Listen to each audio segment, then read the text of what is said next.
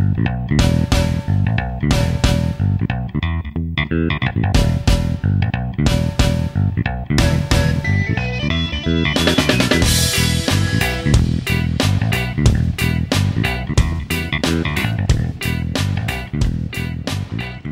everybody, TVO coming to you from the trails of Mount Equinox in Manchester, Vermont.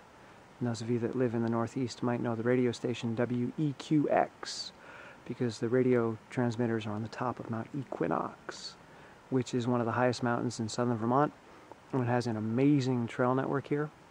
We're about 20 miles north of where I live in Bennington. The trails going up the mountain are really, really steep, and it's hard work. Some of them I can't even bike up. I've got to hike the super steep parts and then get back on the bike and crank it in really low gear.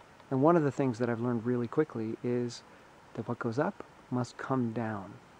So if I'm going to bike up a mountain, I have to bike down the same mountain.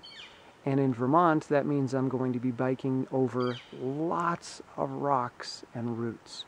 The entire state is covered in rocks. It was heavily glaciated, and it's basically just a big green rock pile.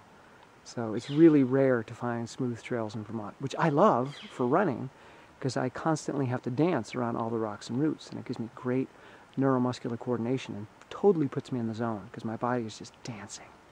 No step is ever the same. But on a bike coming downhill, wow, is that a challenge. Especially for me because I have no experience as a mountain biker. I really haven't biked at all in the past 20-some years, but mountain biking? Never. This is brand new. I just picked up this bike 11 days ago now, and I'm teaching myself how to ride a mountain bike. And coming down steep mountains at a 30% slope on really bouldery, rocky terrain, wow, is that scary if you've never done it before. So I've learned that if I want to descend safely in one piece and not lose all my teeth by accident, although it would save a lot of money if I did that, I've got to be really soft. I can't be rigid. I've got to keep my arms soft, my wrists soft, my core soft. I've got to keep my legs and my hips soft. I've got to let my body respond to the terrain. And the bike also has to respond to the terrain, which is why mountain bikes now have front shocks and back shocks. Even my piece of crap cheapy bike has front and back shocks. They're not great, but they have some benefit. Because you need to keep adapting to the terrain you're going over. If your bike has hard forks and a hard tail, you're going to bounce on each rock that you hit. You're going to keep jumping up in the air and you're going to lose control. And if you keep your body stiff and hard, you're going to fall off the bike. You're going to go right up on the handlebars. You're not going to make it down. You've got to remain soft, limber, and vulnerable. You've got to let the terrain affect you. You've got to let it touch you. You can't just harden up when an obstacle shows up. When you're flying down a mountain and it's covered in boulders, if you harden up, you are going to knock your teeth out. And in life, if an obstacle approaches you, especially if it's another human being, and you harden the F up, they're going to knock your teeth out. Okay? In order to safely make it through obstacle, you have to be flexible. You have to respond to the terrain you're moving through. You can't simply say, I'm me, I never change, I'm just going to harden up, and I'm just going to push through no matter what shows up. You're going to get hurt, and you're going to hurt other people. You may not admit that you're getting hurt, because you're hard and nothing touches you, but it does. You're just not admitting it, because you've got this hard exterior that you're showing to people.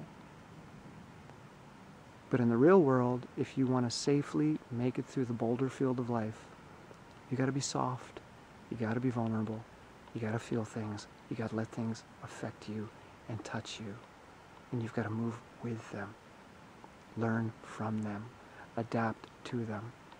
But what do you do in real life when obstacles show up? How do you move through that boulder field without getting hurt? Well, the first step is to be kind to yourself. And in my videos when I talk about the loving parent, that's what that is for me. I'm being kind. So the first step is kindness to self. Don't judge yourself for what you're feeling. Don't judge the obstacles that you're experiencing. Be kind, be gentle. The second thing is to realize that this is universal. We all have brains.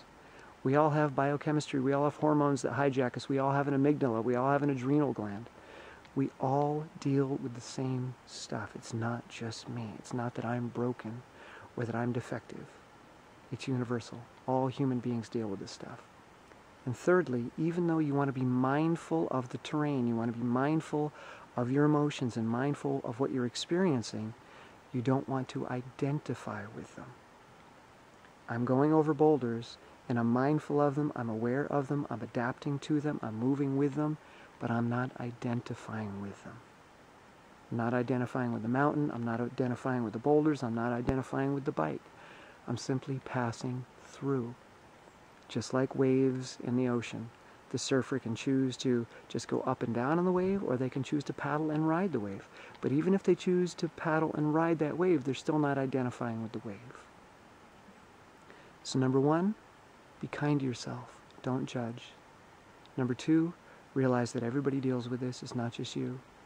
And number three, move through the terrain and adapt to it. Be vulnerable, but don't identify with it. You are not the rocky slope. You are not bad. You are not broken. You are not problematic. You're simply moving through a challenging experience. That's it. You are moving through the experience. The experience says nothing about you. Okay?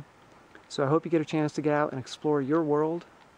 And if you do come across some bouldery terrain, remember, be nice, be gentle, be soft, and adapt and have fun. All right? I love you.